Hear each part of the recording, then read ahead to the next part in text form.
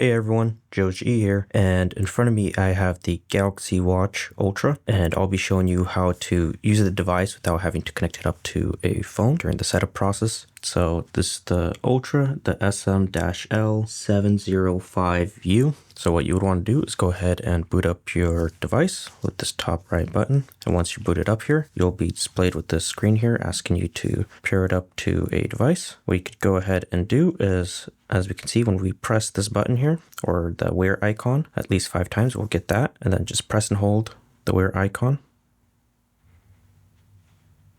There we go. Now we're starting to get into the setup. There we go. Now the watch is standalone, not connected to any device, and you can use it as you like.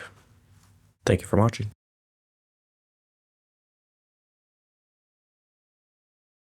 Thanks for watching the video, guys. If you guys love what we do, please support us. You guys can click on the links that we have on the end screen. You guys can buy our parts, sales, or service so we can continue to make great videos for you guys for many more years. Thank you.